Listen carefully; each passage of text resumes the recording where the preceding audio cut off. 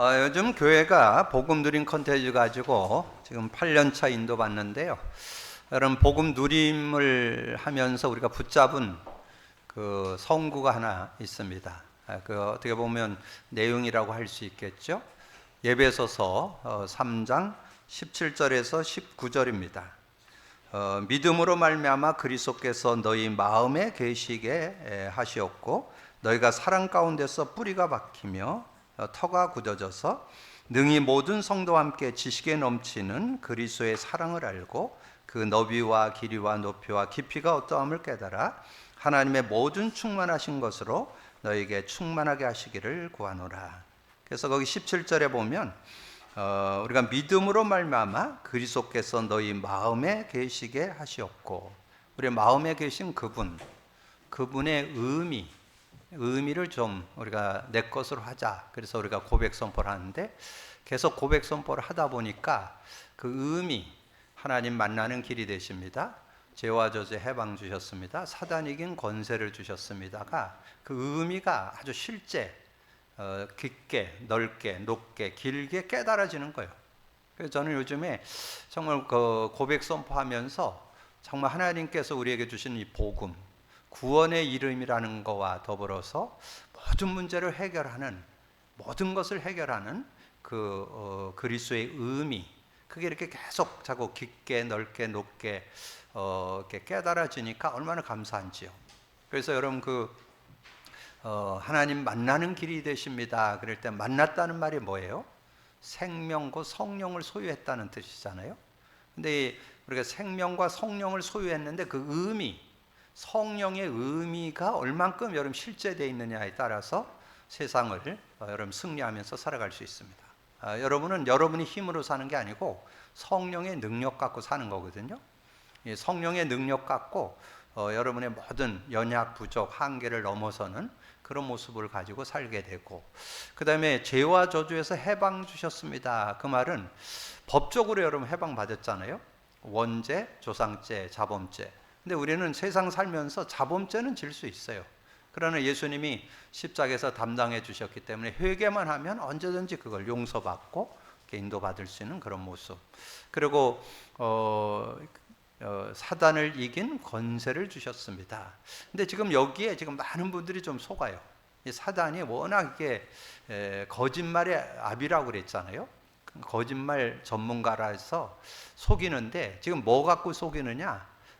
주로 여러분 말씀을 들고 복음 갖고 있으면서도 못 누리게 하고, 그리고 말씀을 따라가는데 자꾸 말씀을 지식화하는, 이 말씀 원 근원의 말씀, 성경의 말씀 원 그 근본을 좀 깨달아야 되는데 그걸 못 깨닫고 자꾸 지식화되는, 이론화하는 그런 모습으로 자꾸 이렇게 가게 되는.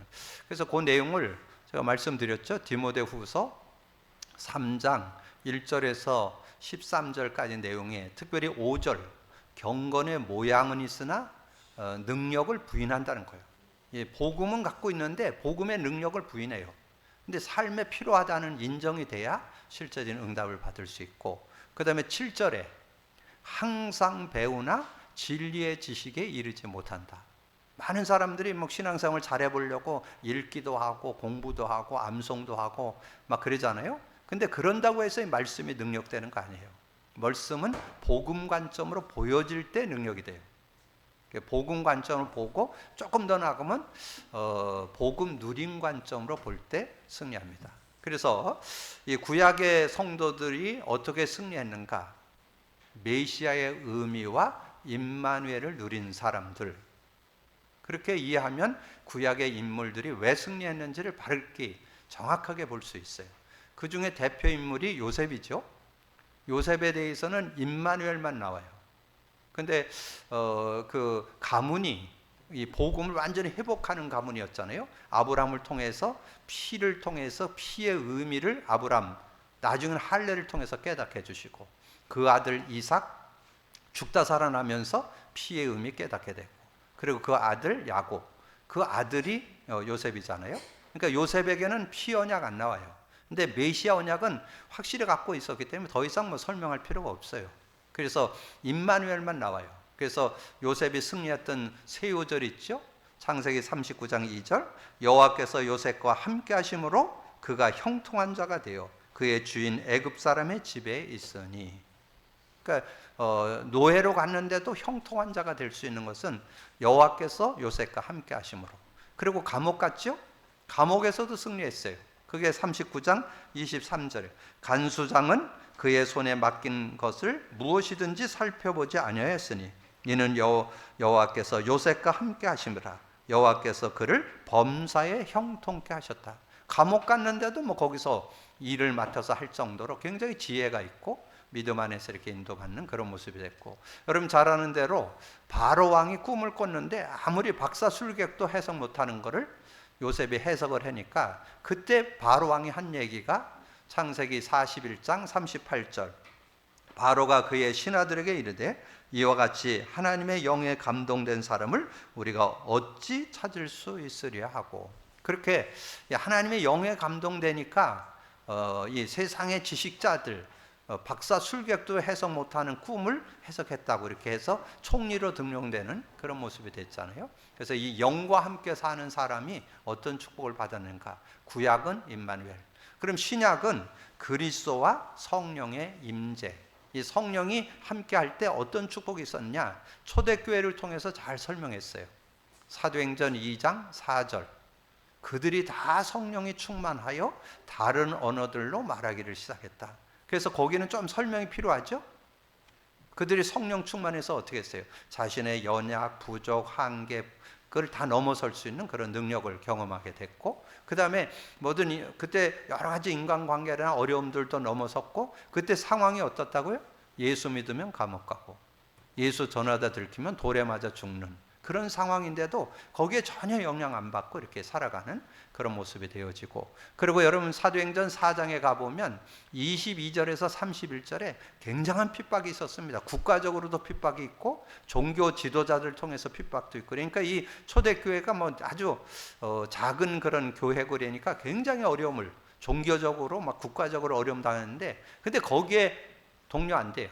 뭘 하냐? 우리의 위협함을 하강하시고 성령으로 충만케 해서 담대히 말씀을 전하게 해달라고 그렇게 기도를 하니까 31절에 빌기를 다하며 모인 곳이 진동하더니 성령이 충만하여 담대히 하나님 말씀을 전하니라.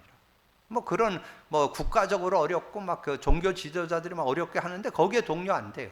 성령 충만해갖고 담대히 하는 말씀을 전하는 그런 모습이 됐죠. 그리고 사도행전 6장 3절에 보면, 특별히 6장에 보면 누가 나와요? 초대교회 집사들 이렇게 중직자들 선택해서 안수 줘서 세우는 그런 모습 나오잖아요. 근데 그 안수 받는 자들이 어떤 사람들이었느냐, 어떤 사람을 뽑았냐? 성령과 지혜가 충만한 사람을 뽑았대요.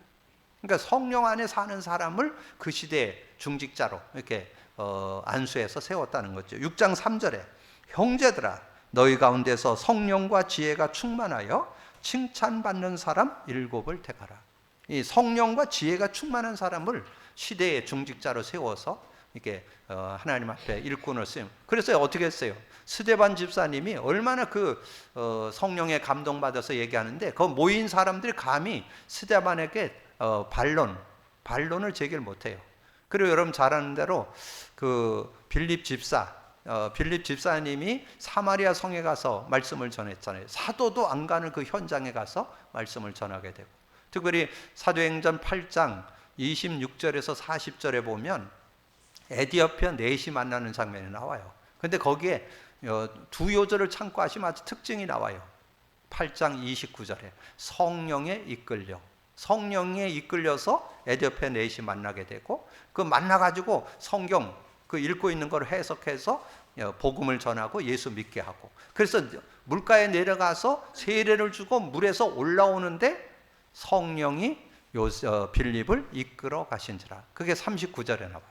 그러니까 완전 성령의 인도받는 그런 모습을 우리에게 말씀해 주잖아요. 그래서 오늘 우리가 여러분 복음 누림을 하는 것은 복음의 의미를 깨달으면서 성령의 인도받는, 구약은 임마누엘, 신약은 성령의 임재, 요거를 여러분 언약을 잡고 인도받는다면 모자라지 않는 그런 삶이 될 수 있습니다.